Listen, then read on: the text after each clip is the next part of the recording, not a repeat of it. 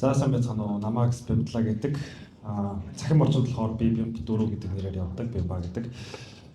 За би болохоор кибер аюул байдлын шүтээс эмгэтээсийг төгсөөд одоогоор бол Голомт банкны кибер аюул байдлын шинжиж идэг. За ерөнхийдөө бол степээр нэлээд яваад гадагшаад төшөө тэмцээнээр оролцдог сонирхолтой хүн байгаад байгаамаа.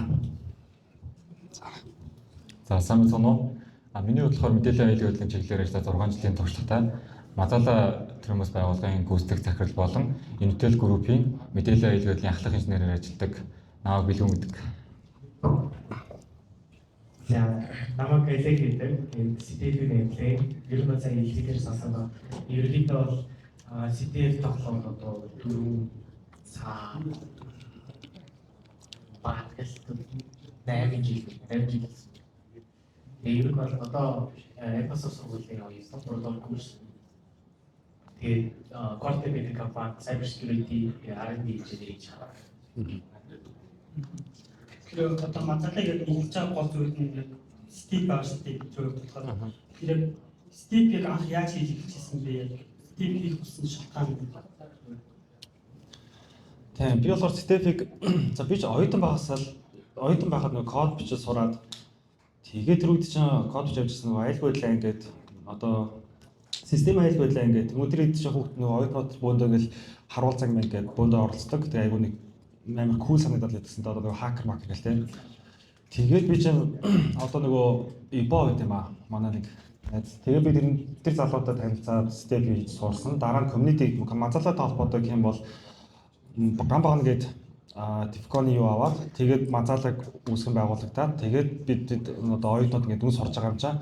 Саналар одоо клубт ч юм уу одоо юмд нь очиод ингээд суралцаад явдаг гэсэн. Ахнараасаа ингээд юу яаж боддог бодлого хандлаар тийм. За миний хувьд болохоор яг ер нь бол багасаа л мэдээллийн технологи, мэдээллийн аюулгүй байдал сонирхолтой хөгждөг байсан. Тэгээд яг нөгөө тэр нэг хавар нэг Яэш өгдөг жилдээ Яэш тэр нэг 600 хавцаа авч үлээ да. Тэгэл ороод өгөн програм хангамжийн инженер гэдэг ангийг аавна гээл орсон чинь тэр нөгөө инженерийнх нь нөгөө тоон дуусчдаг байхгүй. Тэгэл яг доотлолт нь нөгөө системийн аюулгүй байдал гэдэг ангиас. Тэгэл системийн аюулгүй байдал гэдэг ангийг сонгоод яг хамгийн анхны ингээд мэдээллийн аюулгүй байдлын гараагаа эхэлчихсэн. Тэгэд яг нөгөө степ хийхэд болохоор ерөнхийдөө бол надад яг манай ангийн инх бол мөнгө суугаар гэдэг хоёр өгт их нөлөөлжсэн мөн. Тэрнээс гадна нөгөө дээдлийн одоо надаас хоёр дэшээ курсын одоо нугаан ч юм уу тэгээ заах ташцав гэдэг ах нар маань айгу степ хийж эхлэхэд гол ингээд хүчин зүйлсүүд ингээд ерөнхийдөө болж байсан. Тэгээд яг Мазалагийн хувьд болохоор яг 2019 онд нэг голомт дээр хамгийн их дадлаг хийжсэн. Тэгээд тэр үед болохоор голомтын мэдээллийн аюулгүй байдал харилцан юун цогцлон болохоор гамбага нах байсан. Тэгэл яг Мазалаа руу яг орж яг эхэлсэн дээ ер нь. Тийм. Миний хувьд болохоор 2017 онд харамсалтай Euro 8-д ороод тэднээсээ бүр CTF-ийн хамтлаа эхлүүлсэн. Тэгэхэд бол надаа их бол яг нөгөө 12 их бол 12 дугаар байсан. Би болохоор 8 дугаар байсан. Тэгээд яг анх Euro 8-д ороод төрүүлээ. Тэгээд тэрнийхээ дараа Ибох намайг Улаанбаатар гэдэг баг дураад тэгээд тэр нэг харуулцагт болохоор Монголын баяр гэдэг нэрээр ороод 2 жил дарааж төрүүлсэн. Тэгээд тэрнийхээ дараа болохоор 10 жил найзтайгаа Nice Comedy гэдэг багаар төрүүлээ. Тэгээд ер нь бол ээж явж явах замдаа Мазалаа тэгээд ер нь бол comedy гэдэг орж ирсэн. Одоо ингээд ийм бодож чадахгүй ингээд левелүүдийн зогс байдлыг гарч ирсэн юм бол болгож чадахгүй. Яг тэр үед юм шантаг үе гарч ирээд тэр үед яг яаж шантахгүйгээр бүгд болж ирсэн юм. За мэдээж за яг би жишээлх юм бол одоо павны хэсэг дээр манай монголчууд маань нэлээд бас гацалттай байдаг шүү дээ. За жишээлх юм бол одоо эхлээд хэдүүлээ нөгөө стак дотор ажилладаг тэрнийхээ талаар мэддэг. Тэгээ айгу нэг гацсан шүү дээ. Одоо жишээлбэл яг хибрүү орох хэсэг дээрээ. За нэг жишээн бол нэг тиймрүү гацалт мэдээж бүх ингээд нөгөө филд дээр гарч ирнэ. Тэгэхээр за миний хувьд болохоор зүгээр л тэр гацаад ойлгохгүй ингээд шантарсан юм дээрээ зүгээр өөр юм хийгээд ч юм уу тэгэл унтаал амарч амрал. Тэгэл дахиад нэг фрешли үзэл явчихсан юм л да. Тэг бүр амар тийм гацаал тэ толгоогоо шаагаад юм чи бас байхгүй л юм л да. Би зүгээр суух юм байна гэж хайда бодчих шүү дээ. Эсвэл би өөрөөс нэрээ суух юм байна. За яг миний хувьд болохоор ерөнхийдөө бол яг степ хийж байхдаа ингээд нөгөө шантрах ч юм уу эсвэл ингээ одоо болдог юм уу гэж боддог үе айгүйх байсан. Ягаад тэгэхээр би яг степийг ингээд 2016 18 оноос хойш хийсэн. Тэгээд яг харуулцанг гэдэг одоо нөгөө Монгол Улсын хамгийн том мэдээлэл хийдэг степийн тэмцээн болдог. Тэр тэмцээнд бараг 7-8 жил ингээд орцсон байхгүй. Тэгээд 7-8 жил орохдоо ингээд яг эхний байранд нь ерөөсө шалгахгүй явсараад хамгийн сүүлд 2024 онд яг нөгөө авраг гэдэг нөгөө цомыг нь авч ирсэн. Тэгээд яг тэрнээс өмнө болохоор ингээд нөгөө харуулцангийн финалд ороод ингээд нөгөө хасагддаг, финалд ороод хасагддаг нэг тим нэг тавтамж ингээд явааддаг байсан. Тэгэл тэр бүрдээ яг ингээд ерөөсө бууж өгөхгүйгээр тэгэл өөрийгөө одоо ингээд идэвхжүүлээл тэгэл бууж өгөхгүй л ер нь тэмцдэг байсан даа юм л. Тийм.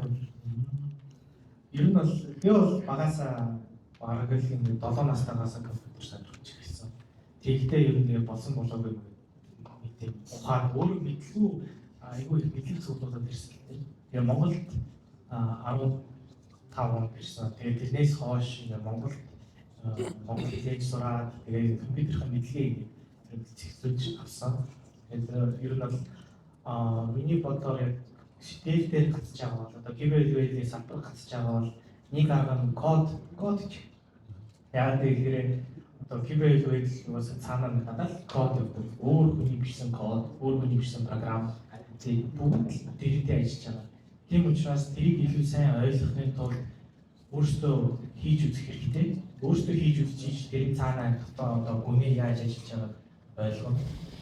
Тэгээд мэдээж одоо код гэж сурчаад тэгээ бас ингэ стейтер гацж исэн үе байна. Тэр үедээ бол би өөр салбар руу ингээд нэг дитүр хийж гэх юм уу. Одоо сая ихэд бол веб дээр гацсан байхад паун руу ороод тэгээд паун бол маш хэрэгтэй байгааг ойлгохоос гадна яг ч веб чадварсаа хийжсэн. Тэр нь болохоор яг тийм салбар хоорондын ингэ хамаарлыг гэх юм уу, яг тийм холбоосуудыг олоод эхэлсэн. Тэгэхээр ингээд стейтер гацсан бол код сурах. Тэгээд ийм өөр салбараар дамжуулаад өөр нэг мэдлэг олоод тэгээд эргэж орохоор ер нь илүү үр дүнтэй болох ярьсан гэсэн. Одоо манай хувьд орсон жилдтэй гэсэн. Тэгээд энэ бол дэлхийн олон хэмжээнд орсон тийм Азиа юм уу юм байна. Тэгэхээр бид нар тийм дэлхийн юм одоо юм өөрөө амар доогоо гэсэн ийм тэмцээн байгаа юу стейкүүд чинь тэмцээнд ороход чинь бидлээ үзчихсэн бидний бүлдэггүй хүчний бий нөө бодоод нөгөө зүйлээ хийчихсэн байна уу. За одоо ингээд гадны ингээд том олон улсын тэмцээний хувьд ярих юм бол хэдүүлээ ингээд дандаа л нэг харуулсан ингээд яриад байж болохгүй шүү дээ тийм. Ингээд нэг нуур дотроо ингээд эргэлдээл. За би 2015 16 ч юм уу аврах. Хэдүүлээ гараад дэлхий рүү явах хэрэгтэй. Дэлхийн улсуудаас юу дутаад байна, юугаараа илүү боломжтой вэ? Миний бодлоор бол жилээс жилд бол маш амар тийм амжилт нь нэлээд дээшилж байгааг харж байгаа. Одоо бидний хамгийн анхны гадны тэмцээн бол Волк байсан. Орос руу явдаг. Дараа нь бид нар одоо нэг жил болгоно нэг өөр тэмцээн рүү явдаг боллоо шүү дээ. Байнгын тавтамжтай хүн солигддог ч юм уу, баг нь арай шинжлэгддэг ч юм уу. Тэр гадна одоо энэ жилийн жишээр ярих юм бол Black Hat дээр болохоор бид нар чинь 10 дугаар байранд шалгарсан байгаа да. Топ 10 доор гэсэн үг шүү дээ. Тэгэхээр топ 5 доор 5 байр нь болохоор асар өндөр шагналтай байдаг. Одоо шууд амьдралаа босгох гэдэг шиг тийм. Тэгэхээр гадны бид нар ягаад гадныхнаас дутаад байна, юугаараа илүү вэ гэхээр нэгдүгээр бид нар яг категори дээр бүр нэг дипли орж чадахгүй байх шиг байлээ. За жишээлх юм бол palm өрөөнд ч юм уу, reverse өрөөнд ч юм уу.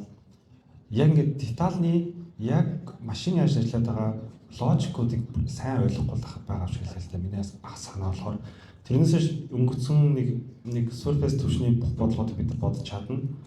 За яг чадах ба. Тэнгүүдээ бүр яг нэг зарим гацаад байгаа юм болохоор бүр нөгөө хамгийн хэцүү боддог бодлогууд дээр гацсан шээ тий. Тэр бодлогын ялгаанд болохоор бид нар одоо бусад филдүүдийг сайн мэдэх байгаа даа. Зөвхөн нэг хүн нь зөвхөн крипто ч юм уу веб дагнаа авчдаг. Тэнгүүд тэр вебийн бодлого болохоор reverse байх ёстой ч юм уу тий. Нэг binary дээр ажилладаг веб ч юм уу тий. Тэнгүүд тэр хүн ч өөрөө reverse мэддэг байх ёстой болчих жоох байхгүй юу. За хэлэх гээд байгаа нь болохоор зүгээр л бүх филдийг ер нь бол маш сайн мэддэг байх ёстой. Гэхдээ өөрийнхөө specific филдийг бүр гүнзгий орох ёстой байгаа даа. Тэгээ ганцхан багуудын одоо тэнд чинь нэлээд нэрд гайваа тэгэл бүр диплэл хоцсон байгаа гэдэг. Аа. Яг энэ дээр бол яг сая Бимбагийн ярьсанд бол яг санд нийлж байгаа. Одоо Монголын степ гэдэг хүмүүс, олон улсын степ гэдэг хүмүүс ялгаа нь юу вэ гэхээр одоо олон улсын степ гэдэг хүмүүс ингээд одоо жишээлбэл Black Academy гэдэг тэнцэн болдог байхгүй. Тэн дээр ингээд одоо нэгт орсон баг нь жишээлбэл 5 хүн ингээд тавуулаа нэг категори ингээд бүр ингээд тултал нь бариад авсан. Одоо жишээлбэл нэг хүн ингээд Pavna ингээд бүр Pavna-ха бүх бодлогыг дуусгачдаг бол нөгөө нь Web-ийнхаа бүх бодлогыг дуусгачдаг ч юм уу тийм. Иймэрхүү байдлаар нэг категори руу бүр ингээд deep understand болсон хүмүүс байгаа байхгүй. Аха тэгээд энэ дээр яг бидний нэг дутагдаад байгаа тал нь юу вэ гэхээр хэдүүлээ ингээд нөгөө шууд практик дээр сурж байгаа. Тэгэхээр тухайн даалгаврыг ингээд нөгөө одоо вебийн даалгавар ингэж нөгөө black box-аар хийж байгаа ч юм уу, plug авчдаг ч юм уу. Тэгэхгүйгээр ингэж сурвал надад их давгүй санагдаад яг нөгөө эхлээд онлоос нь сураад тэгээд дараа нь практик руу шилжүүлээд явал давгүй санагдав. Яг тэгэхээр би болохоор яг нөгөө pound категорид илүү ингээд төлхөө ингээд ордог байсан. Тэгээд pound-ыг хамгийн их сурж байхдаа болохоор нөгөө art of assembly гэдэг нэг тийм ном байдаг байсан байхгүй. Тэр номыг бүр ингээд эхнээс нь уншаад тэгээд ер нь assembly гэж юу вэ, компьютерийн хэлэх гэж юу вэ, машин код гэж юу вэ, офкодууд нь гэж юу вэ гэдгийг онлайн сурсныхаа дараа одоо ямар нэгэн степийн даалгавар хийхэд тэр даалгавар арай илүү тийм ойлгомжтой ингээд яг артлынх нь хэлэх гээд байгаа ингээд нэг майнд санаанд ингээд харагдаад эхэлдэг байхгүй. Тэгэхээр эцэст нь яг дүгнээд хэлэхэд бол хэдүүлээ ингээд нөгөө яг өөр өөрийн гэсэн яг сонирхдаг яг нэг тийм категори ч юм уу нэг тийм скоп руугаа ингээд гоё deep орчих хэрэгтэй. Тэгээд тэрнийхээ хажуугаар болохоор нөгөө T-shape ч юм уу V-shape ч юм уу тиймэрхүү скиллэдэд хөгжүүлээд нэг категори руугаа deep ороод бусад категороо бас нөгөө тодорхой хэмжээнд мэддэг байгаад ирэх юм бол ер нь арай илүү болно гэж хараад байгаа.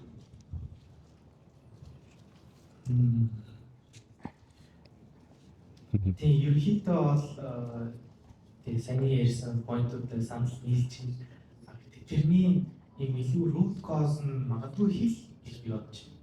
Одоо арай ингээд би бол ингээд багасаа компьютер сонирхоод ирсэн. Яг гол алхам юу байсан бэ гэхээр монгол хэл биш, орос хэл дээр.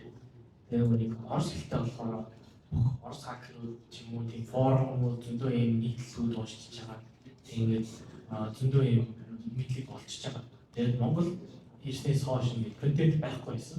Одоо бол мэдээж ингээд айгүй эрдэг өөрчлөлт хараад нэг community ч гэсэн уулзсан болоод ингээд нийтлүүдээр гардаг болсон. Гэтэ ер нь дэлхийн нийт бол англи хэл дээр явж байна. Тэгээд тиймэрхүү мэдлэгүүд дутаж байсан. Одоо болохоор AI гарснаар тэр ялгааг нэлээд арилаад ирж байгаа. Гэтэ стил тэр AI-тайгаа зөв харьцах юм төвшний англи хэл хэрэгтэй. Тэгэхээр ер нь бол хэлтэй анхаарал тэгээд юм хэлтэй анхаарчвал одоо basic-үүд нь уншаар байгаа тэгээд ороод ирчих юм болов уу гэсэн бодлоо. Одоо гарч ирдээ тэгээд энгийн одоо бasic injection ч юм уу процесс ч юм уу ийм ажил зүйл захын эзэн төшөлтөд амжилт болчихсон. Тэгэхээр одоо оюутнууд ер нь тэр мэдээллийн сурах шаардлагатай эсвэл зүгээр AI-ийг бодит дэвших хэрэгтэй юм. Сүүл бид нар энэ оюутнууд хэрэгтэй юм шиг сүүл нэг бас эзэн гаргаж ирсэн чинь зүгээр сүүл ашиглаад эзэн гаргаж ирсэн дараагийн төвшөр явах хэрэгтэй юм гэж хэлж байна. Тэгээд уус хариулт нь ойлгомжтой тийм бүгд суур мэдлэг бол хэрэггүй шүү дээ тий. Одоо жишээлбэл бол нэг хоёр гай ингээл павд ч юм уу сууж нэг бодъё л тоо. Тэнгүүд нь ингээл нөгөөд нь болохоор би өчтөр эйжент тэрээс тоо нэг Азиг юм гэдэг дээр нэг хаагдчихад ингээл амар алтаа малтай ярьдаг тий. Нөгөөд нь болохоор тэр алтааныг ямар алтайсан яг яаж ороод яасан гэдэг асууж SQL injection тэр blind байсан юм уу error based ч юм уу тий яаж persistence болсон ч юм уу тэгс нөгөөд нь мэдгүй за манай эйжент л мэдчихэж байгаа гэдэг бас нэг яриа явахгүй зү тий тэр хэлтэй даасан нь болохоор мэдээж бүх суурь мэдлэг бол байх хэрэгтэй суурь мэдлэг бол тэр эйжентийг хайцчих чадахгүй зү тий зөвхөн шууд hack this website гэдэг юм бол утахгүй л үү тий any attack surface editor гэж байх хэрэгтэй. За мэдээж эйжентийг бол айгүй тийм амьдралыгаас амар game changing гэж байна л да. Хослуулж ашиглах хэрэгтэй. Одоо яг миний анзаараад байгаа зүйл болохоор бүр амар тийм атакуудыг муулнуудыг амар chain бас нэг хийхгүй байх шиг байлээ. Гэтэ хийх хэвд хийж байгаа. Гэтэ бүр ингээд хүн чинь амар creative mindsetтэй шүү дээ. Тэгэхээр тэр алдаануудыг нөгөө chain хийгээд илүү severity-г өндөр болгоод байдаг талтай байдаг хүмүүс. Тэгэхээр бол яг асуултанд хариулт нь болохоор нөгөө залуучуудад бүгдээрээ нөгөө суурь мэдлэгээ сайжруулах яах гэсэн үг шүү дээ. За энэ дээр яг миний хараад байгаа яг нэг үнцэг байгаа даа. Эхлээд яг мэдээллийн аюулгүй ярихаас өмнө AI-г одоо нэг манай девелоперууд, програм хэмжээ инженерүүд аяга төлөв ашиглаад байгаа шүү дээ. Тэгэхээр ерөнхийдөө бол яг AI гарахаас өмнөх програм хэмжээ юм гэдэгсэн. Одоо тухайн девелопер нь ч юм уу инженер нь write code гэдэг философи байсан байхгүй. AI гарсны дараа write code гэдэг философиос шилжээд design and review гэдэг болоод байгаа байхгүй. Нэгсэндээ тухайн девелопер инженер яг 100 бүр кодыг бичгүүгээр эхлээд тухайн аппликейшныхаа архитектур ч юм уу те дизайныг гаргаад тэгээд AI-да тэрийгэ prompt болгож өгөөд тэгээд гарсан үр дүн байгаа шүү дээ. Тэр үр дүн ингээд аюулгүй stable нөгөө resilient ажиллаж чадж байна гэдгийг ревю хийгээд тэгээд гардаг болоод байгаа байхгүй. Энэ дээр хамгийн энгийн жишээ гэвэл одоо хэдүүлэнгийн код чигтээ ашигладаг нөгөө ID гэдэг шүү дээ. Тэр маань хүртэл ингээд шилжиж байгаа байхгүй, трансфер хийж байгаа байхгүй. ID дээр бид зөвхөн код бичдэг гэсэн бол тэр ID нь одоо бүр нөгөө эйженттэй orchestrate хийдэг болоод байгаа одоо cursor, anti-gravity гэдэг ч юм уу те. Иймэрхүү хөдлөл болж байгаа. Тэгэхээр энэ дээр хамгийн чухал харагдаж байгаа нэг зүйл байна. Тэр нь юу вэ гэхээр хэдүүлэн код бичихгүй гэсэн дээр тухайн аппликейшны дизайныг гаргаж байгаа байхгүй. Тэгээ дизайн архитектур юу гэдэг те. Тэгэхээр тухайн дизайныг гаргахын тулд хэдүүлэн одоо нөгөө саяын л ярьдаг нөгөө онлайн мэдлэг тухайн одоо жишээлбэл SQL injection те cross site гэдэг талтлогод яаж ажилладаг гэдгээ бид нэр ихлээд өөрсдөө мэддэг байх хэрэгтэй байхгүй. Тэгэхээр дөнгөж юмыг шинээр сурж байгаа оюутан болон сурагч дүүнэртэй хэлэхэд л эхлээд та нөгөө тухайн атак ч юм уу те тухайн зүйл яаж ажиллаад байгааг ерөнхийдөө бол эхлээд ойлгох хэрэгтэй. Тэгснийхаа дараа ерөнхийдөө бол AI ажиллаад өөрийнхөө нэг productive гэж штэ ингээд 1x 2x 3x 5x ингээд бол ингээд үржүүлээд явахад асуудал үүсэж байгаа.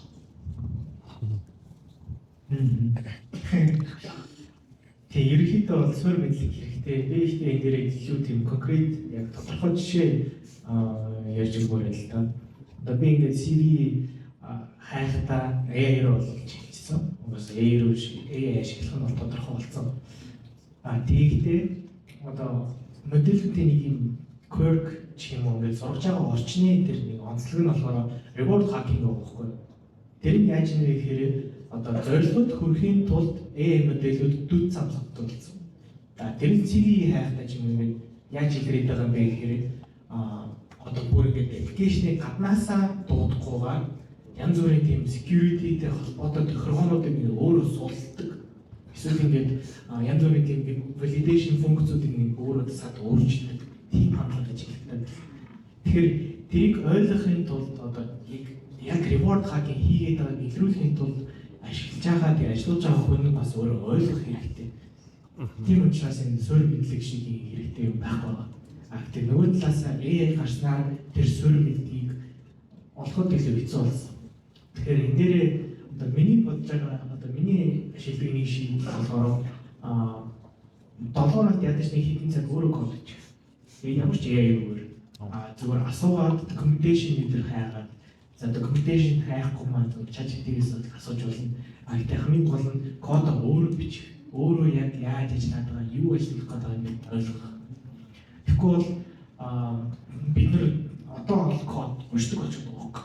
Гэтэ бид нар ингээд ном уншаад өөрсдөө бичихгүй байвал бид нар ингээд гар бол ингээд тэр хив бичих бол ингээд тийж зөвшөөрөхгүй шүү дээ. Тэгэхээр яг тэрнтэй адилхан код бичих бас хэрэгтэй. Одоо бүр уншихаас ч илүү хэрэгтэй болсон. Тэгэхээр өөрсдөө ингээд use case-уудаар жижиг сажиг юм байгаа бол ингээд бичүүл зүгээр болсон. Ер нь нэлээд гоё мэдээж өгдөг юм шиг боллоо манай гол. Асуух асуулт юм байна.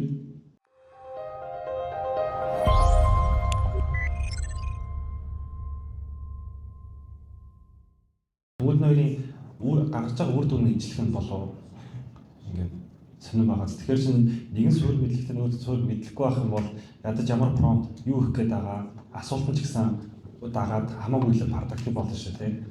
Тэгэхээр мэдээж тэрэн дээр би яг зөвхөн коммент үлдээж гэдэг дээр хэлсэн шүү. За. Ер нь нэг ч юм уу. Нөгөө хэдүүлээс нөгөө ихтэй ярьжсэн даа нөгөө одоо өнөөдрийн ивент нь ямар нэгэн байдлаар тийм хаалттай юм тийш ингээд хүснээрээ ингээд ярилцаад ингээд комментоор хэлсэн болохоор ингээд асуулт сахал нээлттэй шүү. За guys. за асуулт байна. За. За. Манай хүчгүй бай. Одоо ажендагаар хэмжээ юмнууд хийгээд байдаг шүү дээ. Заавал ажин заавал яахгүй. одоо цохгүйгээр тэрүүгээр хийхэд тэрийг ойлгоод хичээл зааж байна. Юу ч бодож байна. Хөг жоох юм уу? Vibe гэдэг. Яг гэсэн үг яриа. Тэр ерөнхийдөө бол юу ч тайлбарлах AI моделийн гаралт нь өөрөө амар их мэдээлэл аваад нэг шүүрсэн нэг мэдлэг гарч ирж байгаа шүү дээ. Тэгээд ямар нэгэн хийлгэж байгаа бол тэрнээсээ ойлгож байгаа. Одоо жишээ нь модель ингээд за тэр сурсан knowledge ингээд 100% байлээ гэж бодох нь юм хийлгэхэд тэрнийхээ цаг 5% гарах байхгүй. Тэнгүүтээ тэндээсээ өөрөө юм сураад ойлгохыг ивэл ер нь бол 0.5%. За тэнгүүтээ модельтэй ярилцаад бол ойлголцож болж байна. Тэгэхэд бол нэг юм уу үсрээл нэг юм уу 2% тэр төр хөрөн. Тэгэхээр ер нь бол хүний одоо өөрөө судлах гэдэг юм маш хэрэгтэй. Дан моделээр ингэ байдлаад яваад байвал тэгэл байдлаар л байгаа дуусна гэж би боддог шүү дээ. Одоо ингээд зөндөө кейс гарч байгаа. Өчигдөр миний нийтлэл уншихтаа Terraform гэдэг дэд бүтц ингээд тохируулдаг төлөв шилжижсэн нөхөр авиж production database устгацсан. Backup-тайгаа устгацсан. Тэр нь яасан бэ гэсэн чинь хуучин машин дээр хуучин лаптоп дээр Terraform state байсан. Тэгээ шинэ лаптоп руу шилжижээд тэргээ тохируулдаг. Тэр асуудлыг бол agent хийлж өгөхгүй. Agent бол зүгээр л тэр Terraform-ийн код бичиж өгөөл за энийг тохируулахдаа бол tofu Terraform apply гэж юм командыг бол хийлээд өгчнө. Ижтүүлж болж байна. Гэхдээ тэрний state-ийг ингэж өдөртөн тэгж өдөртөн тэргээ S3 руу заавал backup хийх ёстой гэж ярихгүй. Машин дээр машин дээр л явахыг боддог default-оор. Тэрийг бол ингээд урьдчилж анхааруулж хэлэхгүй. Тэгэхээр хүн өөрөө судалж ийж тэрийг ингээд өөрөө туршлагаасаа ингээд мэддэг боломжтой. За гин үртэл бичлэгээ үзсэн та бүхэнд маш их баярлалаа. Энэхүү ер нь panel discussion маань бол ерөнхийдөө өндөрлсөн. Мазалагийн анхны meetup бол BDD хувьд бол маш чаленжтай бөгөөд маш гоё дурсамжтай болж өндөрлсөн. За энэ үеэр бол panel discussion болон лекцүүд за үүнээс гадна бас хамгийн сонирхолтой хэсэг буюу нэгээс нэг CTF-ийн тэмцээн болж өндөрлсөн байгаа. Тэгэхээр энэ CTF-ийн тусдаа бичлэг бол ер нь бол мэдээж after video болж бол эдитэлж орохоор байгаа. За panel discussion маань бол яг одоо дүгнээд хэлэхэд ерөнхийдөө бол AI маш хурцтай хөгжиж байна. За үүнийгээ дагаад илэлээ модулууд нь улам сайжирд байна. Тэгээд энэ сайжирж байгаа модулууд дээр ер нь бол одоо модулууд сайн хөгжиж тусам хүмүүс ер нь бол мөнгө төлөөд илүү мөнгө төлсөн илүү reward аваад байгаа гэдэг сутгах санаатай. Үүнийг одоо дараагийн хор уршиг нь бас юу юм те одоо жишээлбэл яг суур мэдлэг байхгүйгээр дан ингээд ашиглаад яваад байвал бас ямар хор уршигтай вэ?